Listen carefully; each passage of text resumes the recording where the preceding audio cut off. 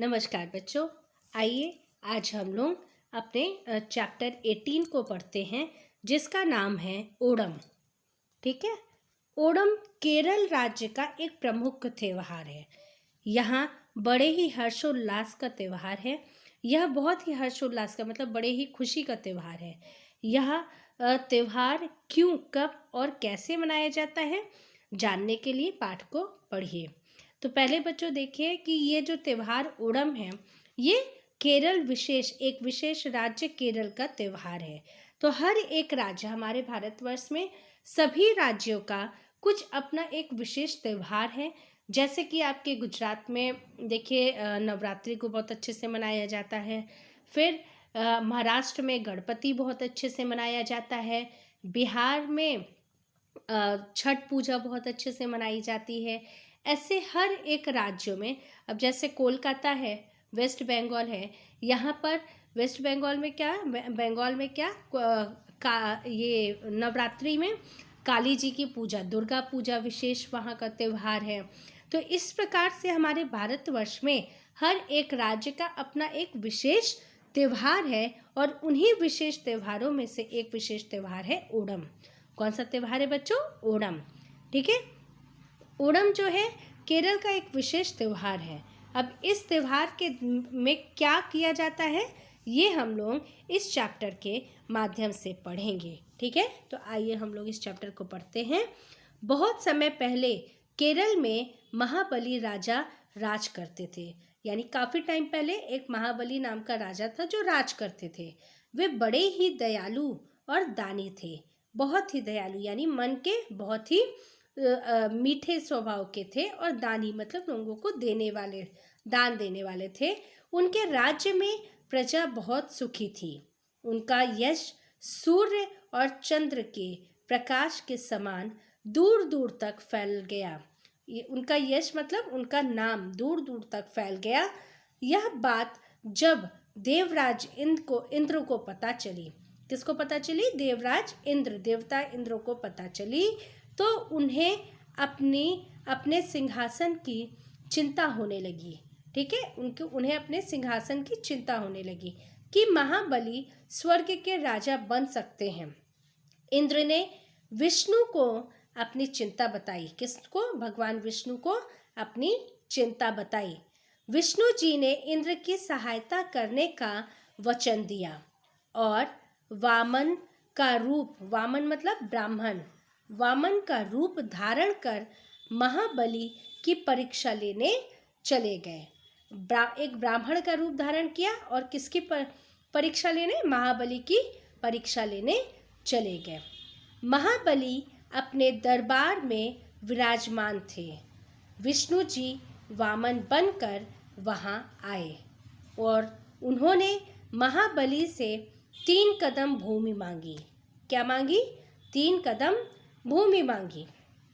महाबली मुस्कुराए, वो हंसे और तत्काल यानी तुरंत स्वीकार कर लिया। आप जहाँ भी चाहे वहाँ 3 पग भूमि ले सकते हैं।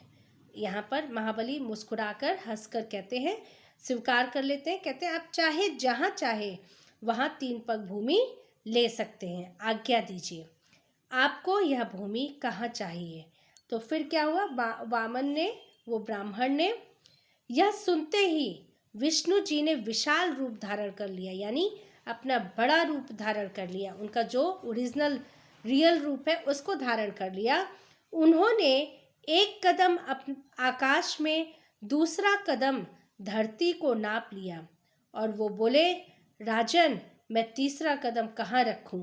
महाबली ने अपना सिर झुका दिया। वो इतना महान था कि उसने अपना सिर झुका दिया, और विष्णु जी ने जैसे ही अपना पैर महाबली के सिर पर रखा, महाबली पाताल लोक में चले गए। क्या हो गए? वो पाताल लोक में चले गए। महाबली ने विष्णु जी से कहा, भगवान मैं पाताल लोक में ही रहूँगा, किंतु कृपा कर आप मुझे हर वर्ष अपनी प्रजा से मिलने की अनुमति दे दीजिए। यानी हर साल मुझे अपने प्रजा से मिलने की एक अनुमति दीजिए। कोई बात नहीं, मैं पाताल में ही रह लूँगा। फिर क्या करते हैं भगवान विष्णु? विष्णु जी ने महाबली जी की प्रार्थना को क्या किया? स्वीकार कर लिया। उन्होंने उनकी प्रार्थना को मान लिया। ऐसा विश्वास है कि तभी से महाबली हर वर्ष अपनी प्रजा को देखने के लिए धरती पर आते हैं और केरलवासी अपने राजा के स्वागत में आंखें बिछा देते हैं। तब से ही ओणम का त्यौहार मनाया जाता है। ठीक, ओणम का त्यौहार कब से मनाया जाता है? तभी से ओणम का त्यौहार मनाया जाता है। ओणम का त्यौहार श्रावण मास में मनाया जाता है। अब श्रावण मास क्या होता है? यानी सावन का महीना। किसका महीना? सावन का महीना। इसको श्रावण मास भी कहा जाता है। इस समय तक किसान धान की फसल काट चुके होते हैं। किसकी फसल काट चुके होते हैं? धान की फसल काट चुके होते हैं। खलिहान धान से भरे होते हैं। खलिहान का मतलब यहाँ पे क्या है? खलिहान का मतलब यहाँ पर खेत में वह स्थान जहाँ फल काटकर एकत्र किया जाता है, उसको खलिहान कहा जाता है। ठीक है, जहाँ पर सारे फसल काटकर इकट्ठा रखा जाता है उसको खलिहान कहते हैं। तो खलिहान धान से भरे होते हैं। यह समय खुशियाँ मनाने का होता है। क्यों मनाने का होता है? क्योंकि फसल तैयार होके कट चुकी होती है और कट के एक जगह एकत्रित हो चुकी होती है, उसको बेचने का टाइम हो जाता है और लोगों के लिए क्या एक पूरा उनका ये सेशन कंप्लीट होता है। तो इसलिए उनके खुशियों को मनाने का समय होता है। जैसे हम लोग कोई चीज़ को हम एग्ज़ाम देते हैं, एग्ज़ाम देने के बाद रिज़ल्ट के बाद हम छुट्टियां मनाते हैं ना, वैसे ही ये इनकी खुशियों का समय होता है। ओणम पर्व सुबह से ही घरों में ओणम पर्व पर सुबह से ही घरों में महाबली के स्वागत की तैयारियां होने लगती है। यानी कि उस दिन सुबह से ही सभी अपने घरों में क्या ऐसे रंगोली बनाते हैं, अलग अलग पकवान बनाते हैं और इसी तरह से हम लोग भी सेलिब्रेट करते हैं ना त्यौहार, तो वैसे ही ये लोग भी क्या करते हैं? महाबली के स्वागत की तैयारियों में लग जाते हैं, तैयारियां करने लगते हैं। परिवार का मुखिया हर सदस्य को नए वस्त्र देता है। मुखिया का मतलब क्या होता है बच्चों? परिवार का जो सबसे बड़ा सदस्य है, यानी जो घर को चलाने वाला व्यक्ति है, कमाने वाला जो व्यक्ति है। जैसे आपके घर में दादा होते हैं, पापा होते हैं, ये लोग, इनको मुखिया कहा जाएगा। ये हर एक सदस्य के लिए, मतलब घर में सभी सदस्यों को नए वस्त्र, नए कपड़े देते हैं पहनने के लिए। घर को पोत कर सजाया जाता है। लीप पोत मतलब क्या होता है? लीप पोत का मतलब ये नहीं होता कि ऐसे गंदा लीपा पोती कर दे, नहीं। लीप पोत का मतलब जैसे कि गांव में और केरल वगैरह में देखिए बहुत से ऐसे जिनके कच्चे मकान होते हैं, वो मिट्टी से अपने घर को लीपते हैं, ज़मीन को लीपते हैं, कच्ची मिट्टी को फिर से मिट्टी को गीला करके उसको लीपते हैं और दीवारों को पोताई होती है ना, तो उसको पोतना कहते हैं। तो लीपा पोती यही होता है, लीप पोत कर सजाया जाता है, उसको अच्छे से सजाते हैं। बच्चे टोकरियाँ लेकर फूल इकट्ठे करने निकल पड़ते हैं। बच्चे क्या करते हैं? बच्चे टोकरियाँ लेते हैं छोटी छोटी और उसको लेकर के फूल इकट्ठे करने के लिए निकल पड़ते हैं। रंग बिरंगे फूलों से रंगोली, जिसको पुकलम क्या कहते हैं? पुकलम बनाकर घर सजाए जाते हैं। ठीक है, ये जो कलरफुल है देख रहे हैं, ये फूलों की रंगोली बनाकर घर को सजाया जाता है। जैसा कि आप लोग भी बनाते हो रंगोली, वैसे ये लोग फूलों की बनाते हैं। महाबली की मूर्तियाँ सजाई जाती हैं और उनकी पूजा की जाती है। महाबली की मूर्ति बनाकर उसकी क्या करते हैं? उसकी पूजा करते हैं।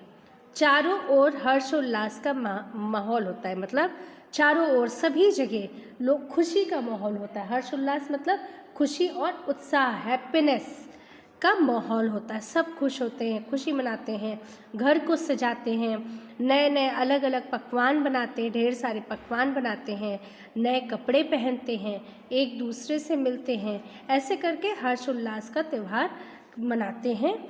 ओणम के दिन चावल से तरह तरह के पकवान बनाए जाते हैं। यानी कि ओणम के दिन चावल से अनेक तरीके के, स्पेशली क्या है, चावल के पकवान बनाए जाते हैं। अलग अलग तरीके के पकवान, खाने की चीज़ें बनाई जाती हैं। घर घर में प्रतिभोज का आयोजन होता है। अब यहाँ प्रतिभोज का मतलब क्या होता है?